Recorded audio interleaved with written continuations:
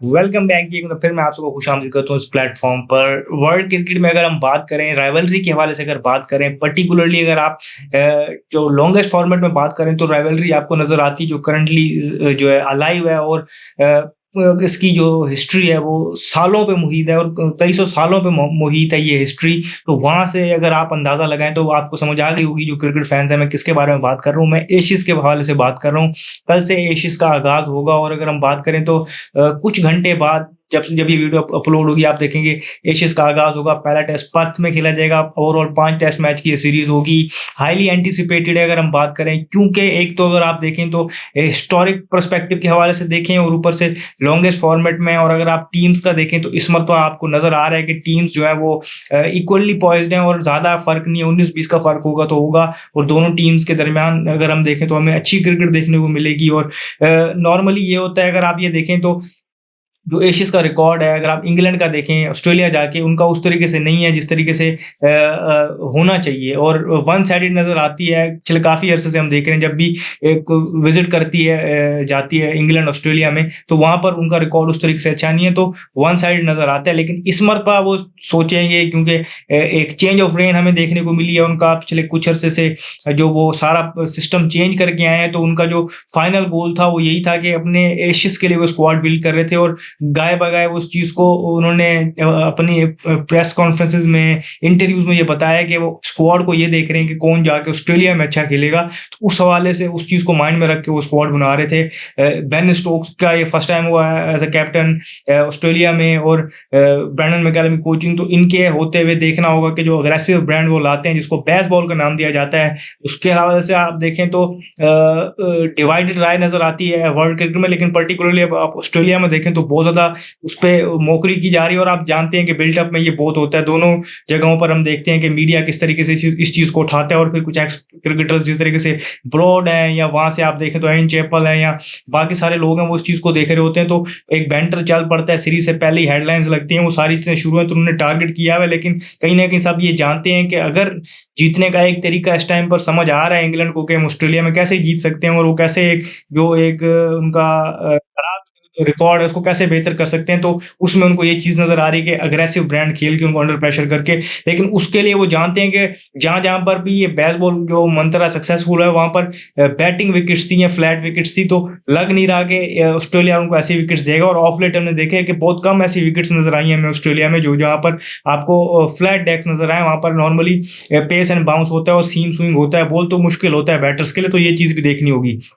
Squad के हवाले से ये बताते चलें, सबसे पहले तो आपको अपडेट देते चलें। ऑस्ट्रेलिया का स्क्वाड डिस्कस करते हैं, अपडेट ही देते चलें कि पहले टेस्ट मैच के लिए उनके जो कैप्टन है पैट कमिंस वो अवेलेबल नहीं है। स्टीव स्मिथ कैप्टनसी करेंगे, पैट कमिंस इंजर्ड है, और उनके एक और पेस जो उनका ट्रियो है उसमें से एक और मेंबर मिसिंग है, जॉश हेजलवुड। तो ये दो बड़े ब्लोज हैं ऑस्ट्रेलिया के लिए। अगर आप देखें तो पिछले काफ़ी अरसे से अगर हम बात करें तो उनकी बॉलिंग का जो दारोमदार होता है वो उनका जो पेस ट्रियो था, PAT Cummins, Mitchell Starc, Josh Hazlewood, उनमें से 2 बंदे इंजर्ड हैं। तो एक चीज़ ये भी है कि ये चीज़ उनके लिए मिसिंग है, तो ये चीज़ उनको देखनी होगी।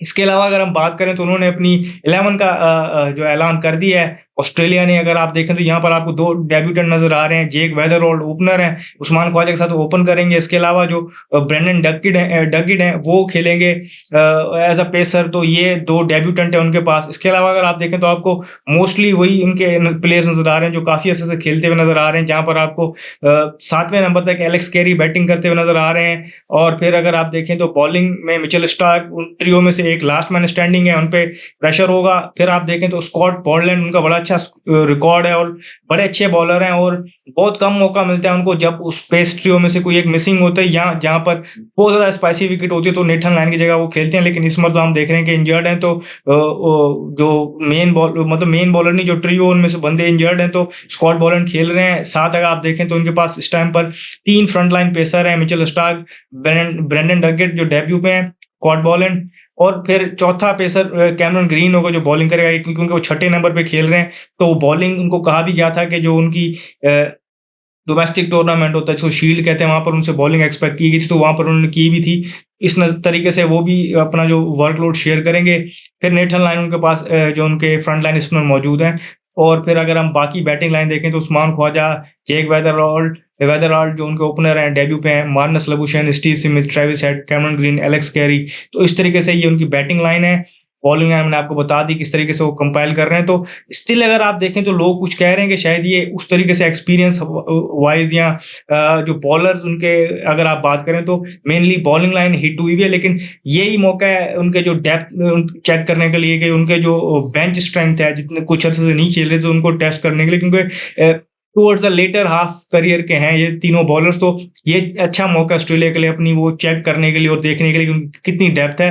फिर अगर आप उनकी बैटिंग में देखें तो ऑब्वियसली एक ही बड़ा मतलब अगर आप नाम देखें जिससे ज़्यादा एक्सपेक्ट कर रहे होंगे नंबर 4 पे स्टीव स्मिथ के, वो कैसा खेलते हैं। ट्रेविस हेड की भी एक जो है उसमें रोल क्रूशल होगा। तो बैटिंग लाइनअप आप अगर वेदरगार्ड को हटा दें तो बाकी आपको एज इट इज नजर आ रही है। बॉलिंग में थोड़ी सी चेंजिंग नजर आ रही है। तो इस तरीके से उनकी लाइनअप है, आप इसको हल्का नहीं ले सकते हैं। लेकिन कंपैरेटिवली अगर आप ये कहें कि इंग्लैंड थोड़ा सा उनके लिए साय ऑफ रिलीफ होगा कि पैट कमिंस और जोश हेजलवुड उनके लिए मौजूद नहीं है, क्योंकि इन दोनों की बड़े पोटेंट बॉलर हैं और ये उनको नए बॉलर्स फेस करने पड़ेंगे। तो ये अलग चैलेंज लाता है, लेकिन इसको आप दोनों तरफ से देख सकते हैं कि नया चैलेंज भी है और फिर दो उनके वो मेन बॉलर्स नहीं मौजूद, तो उन पे वो कैसा लेते हैं इसको। लेकिन कहीं ना कहीं कैप्टन का ना होना और वो सारी चीजें अपनी जगह पर है, लेकिन स्टीव स्मिथ का फिर एज अ रिकॉर्ड वैसे इंग्लैंड के अगेंस्ट अच्छा है, लेकिन एज अ कैप्टन उनकी एवरेज फिर जो है वो बढ़ के 60+ हो जाती है। तो ये और बड़े जो जिसे कहते हैं बीस्ट बन के सामने आते हैं। तो ये सारी चीजें उनको देखनी पड़ेगी। मार्नस लबुशेन 3 पे खेलेंगे, इससे पहले बात हो रही थी शायद कैमरन ग्रीन 3 पे खेले हैं, लेकिन ये हम देख रहे थे कि जब से उनको मार्नस लबुशेन का पिछला कुछ अरसा इतना अच्छा नहीं किया, लेकिन फिर हमने देखा कि डोमेस्टिक में उन्होंने रन लगाए हैं, उसकी वजह से वो पहले वनडे टीम में आए, फिर हमने देखा कि स्क्वाड में आए और अब नंबर 3 पे खेलेंगे, तो उनसे एक्सपेक्टेशंस भी होंगी। फिर उनको 6 पे भेजा गया कैमरन ग्रीन को। तो ये एक अच्छी मूव मुझे नजर आ रही है। आगे बढ़ के इंग्लैंड की तरफ देखें तो इंग्लैंड ने 12 अपने अनाउंस किए हैं। मोस्ट प्रोबेबली उसमें ये होगा कि उनकी बैटिंग लाइन वही रहेगी, चेंज होगी वो ये है कि उन्होंने यहाँ पर जो बॉलर्स अनाउंस किए उनमें अगर हम बात करें तो 4 पेसर्स हैं और एक स्पिनर है। अब इनमें से एक या तो वो चारों पेसर के साथ जाएंगे या 3 पेसर और एक स्पिनर के साथ जाएंगे जो शोएब बशीर है। तो उनकी 11 इस तरीके से होगी। तो वैसे मैं पढ़ देता हूँ आपके लिए कि जैक क्रॉली, बेन डकेट, आप जानते हैं कि यही खेल रहे हैं काफी अरसे से। ओली पोप 3 पे खेल रहे हैं। जो रूट अगेन इन पे बात करते हैं थोड़ी सी। Harry Brook, Ben Stokes captain, बड़े इंपॉर्टेंट रोल होगा उनका बॉल के साथ। अगर हम बात करें तो ये लंबे स्पेल्स करते हैं, तो ये क्रूशल हो गए चौथे पेसर के तौर पे या 5वें पेसर के तौर पे। ये देखना होगा। जेम्स स्मिथ इनके विकेट कीपर अच्छे बैटर हैं, इनसे ज्यादा एक्सपेक्टेशन है ये रन्स करेंगे, क्योंकि ये मुश्किल रन्स करके दे रहे हैं उनको। तो ये भी एक इंपॉर्टेंट चीज है। Brydon Carse, Gus Atkinson, Jofra Archer, Mark Wood. मुझे लग रहा है मार्क वुड, जोफ्रा आर्चर और गस एटकिंसन खेलेंगे। जो चॉइस होगी 11वें प्लेयर की वो ब्राइडन कार्स और शोएब बशीर के दरमियान होगी। मोस्ट प्रोबेबली मुझे लग रहा है कि शायद शोएब बशीर के साथ जाएं, क्योंकि 3 पेसर हैं, चौथा बेन स्टोक्स होगा। और आप अगर ऑस्ट्रेलिया की अगर आप साइड को देखें तो ऑस्ट्रेलिया की साइड भी कुछ इस तरीके से आपके सामने है कि वहां पर भी आपको नजर आ रहा है कि 3 फ्रंट लाइन पेसर हैं, एक स्पिनर है और चौथा कैमरन ग्रीन का जो आपको मैंने बताया कि वो भी रोल प्ले करेंगे ऑलराउंडर, पेस ऑलराउंडर के तौर पे। यहाँ पर बेन स्टोक्स वो रोल प्ले कर सकते हैं। तो मुझे लग रहा है कि जो ब्राइडन कार्स है वो नहीं खेलेंगे, शोएब बशीर शायद खेलें। और मैकैलन ने उनको बिल्ड किया था और अर्ली ऑन देखा था कि इन टर्म्स ऑफ एक्शन और इन टर्म्स ऑफ जो लाइन और लाइन को बॉल कर रहे होते हैं और हाइट को देखते हुए कि नेथन लाइन किस तरीके से सक्सेसफुल होते हैं ऑस्ट्रेलिया में, उसको वो रेप्लिकेट कर सकते हैं। ऑब्वियसली कोई कंपैरिजन नहीं है। नेथन लाइन ने ऑलमोस्ट तकरीबन सारी चीजें अचीव की और बड़े परफॉर्मर रहे वो period of time. Shoaib Bashir का भी अर्ली इन करियर है और पहला उनका टूर ऑस्ट्रेलिया का। लेकिन जिसे कहते हैं थोड़ा सा मतलब जो लाइक फॉर लाइक वाली बात है कि वो चीज वो करके दे सकते हैं इंग्लैंड के लिए। तो ये मैकैलम ने बिल्डअप उनको इस तरीके से किया था और इसलिए उनको लगातार वो खिलाते गए और उनको एक्सपोजर देते गए। तो ये चीज उन्होंने देखी तो शायद उसको वो खिलाएं। अब यहाँ पर मैंने जिस तरह आपको ऑस्ट्रेलिया की टीम में बताया कि वहां के नंबर 4 पे जिस तरीके से स्टीव स्मिथ की इंपॉर्टेंस है कि वो रन्स करेंगे, सारी चीजें और उनकी सारी चीजें बताई कि उनके हक में जा रही हैं सारे जो इक्वेशंस है कि एज अ कैप्टन भी वो रन्स करते हैं वर्सेस इंग्लैंड भी वो रन्स करते हैं और ऑस्ट्रेलिया में भी वो रन्स कर रहे होते हैं जो उनका होम ग्राउंड होम कंडीशंस में। तो सारे फैक्टर्स उनके हक में जा रहे हैं। की बैटर उनके यही है स्टीव स्मिथ। दूसरी तरफ अगर आप देखें तो वहां के नंबर 4 पे जो रूट। अब जो रूट अगर आप बात करें तो ओवर द ईयर्स बड़े क्रूशल सर्वेंट रहे। ऑफ लेट उनकी फॉर्म भी बहुत अच्छी रही है और चेस कर रहे हैं वो ग्रेटनेस को, सचिन तेंदुलकर जो रिकॉर्ड है उसको, और वो उनके रन्स हर जगह पर मौजूद हैं। लेकिन अगर आप ये देखें कि उनकी ऑस्ट्रेलिया में एवरेज 35 और अभी तक उनका 100 यहाँ पर नहीं हो पाया, तो कहीं ना कहीं वो अंडर प्रेशर वो है कि उनका रिकॉर्ड नहीं है इतना अच्छा ऑस्ट्रेलिया में। ये चीजें देखनी होगी कि क्या वो उस चीज को ओवरकम करके और यहाँ पर राइज़ करके एक मतलब फिर इंग्लैंड को अगर इंग्लैंड के लिए अगर जिसे कहते हैं सही मानों में चांसेस होंगे तो वो ये होंगे कि जो रूट्स कितने रन्स करते हैं और आया वो मैच नहीं रन्स रन्स कर पाते हैं या नहीं कर पाते हैं, वो जिंक्स तोड़ते हैं अपना जो उनके अगेंस्ट है और ये बहुत ज़्यादा बिल्ड किया गया है कि उनका 100 नहीं है और यहाँ पर ये बाकी सारी चीज़ें बिल्ड की गई हैं उनके अगेंस्ट भी और ये सारी चीज़ें और ऑब्वियसली एक वर्ल्ड अगर जिसे कहते हैं बीटर आपने बनना है, वर्ल्ड चैंपियन बनना है तो आपको हर जगह रन्स करने होंगे, तो ये उनके लिए मौका है और आप ये समझ रहे हैं कि जिस तरीके से उनको करियर का जिस टाइम पर जो उनकी एज उसके बाद शायद उनको ये मौका ना मिले टेस्ट क्रिकेट खेलने का ऑस्ट्रेलिया में, तो कहीं ना कहीं ये उनके पास मौका है ओकेजन पे राइज करें और वो ये बाकी सारे बातें कर रहे तो उसका मतलब वो भी जानते होंगे, वो भी हार्ड वर्क करके आ रहे होंगे, तो वो भी इस चीज को टारगेट करेंगे और वो भी इस चीज को देखेंगे और इंग्लैंड के लिए चांसेस के लिए एशेज जीतने के लिए वो बहुत क्रूशल है। तो इस हवाले से मैंने आपको आगे नंबर 4 उनका और नंबर 4 इनका अगर आप देखें तो ये आपको चीज़ें नज़र आएगी। पेस अटैक करंटली अगर आप देखें तो एक्सपीरियंस ज़्यादा आपको नज़र आएगा इंग्लैंड के कैंप में, क्योंकि जो पेस ट्रियो था वो उनमें से 2 मेंबर्स नहीं है। एक उनका डेब्यू पे फास्ट बॉलर है, एक ही मेंबर रह गया उस पेस ट्रियो में से मिचेल स्टार्क। स्कॉट बॉलैंड भी उतने मैचेस नहीं खेले हुए इंटरनेशनल टेस्ट क्रिकेट की अगर आप बात करें, तो एक्सपीरियंस जो है वो ज़्यादा इंग्लैंड के उसमें कैंप में आपको नज़र आता है कि जहाँ पर मार्क वुड है और फिर आपको वहाँ पर नज़र आते हैं जोफ्रा आर्चर नज़र आते हैं।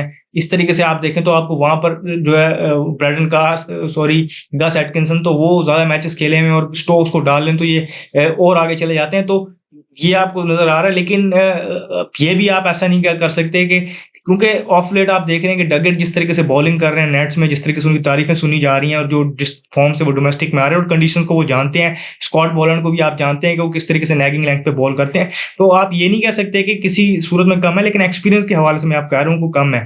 दोनों टीम्स को अगर आप देखें तो ऑन पेपर बहुत ही जिसे कहते हैं क्लोज मुकाबला नजर आएगा। कुछ चीजें जिस तरह मैंने आपको कहा कि कैप्टन का ना होना और 2 बॉलर्स का ना होना ये ऑस्ट्रेलिया को जिसे कहते हैं बैक फायर कर सकता है। और दूसरी तरफ अगर आप इंग्लैंड का देखें तो उनका जो ओवरऑल रिकॉर्ड है वो उनके आड़े आ सकता है कि ऑस्ट्रेलिया में उस तरीके से परफॉर्म नहीं कर रहे होते, उनके जो की बैटर हैं वो भी नहीं कर रहे होते परफॉर्म उस तरीके से। फिर अगर हम बात करें तो अगर फ्लैट डेक ना हो तो कहीं ना कहीं उनकी बैटिंग भी जो वो स्टाइल वो खेलते हैं वो उनको बैक फायर करता है और ऑस्ट्रेलिया में ओवरऑल रिकॉर्ड तो सारा उनके आड़े आ सकता है। तो दोनों साइड्स को अगर आप देखें तो देख के ये लगता है कि अच्छे मैच देखने को मिलेंगे, अच्छी क्रिकेट देखने को मिलेगी।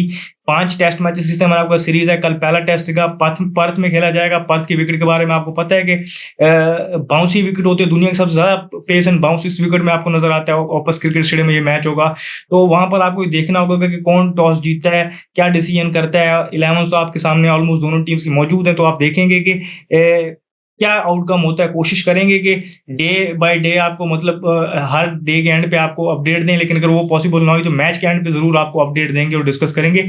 इस वीडियो में फिलहाल इतना ही, मुझे दीजिए शुक्रिया। अल्लाह हाफ़िज़।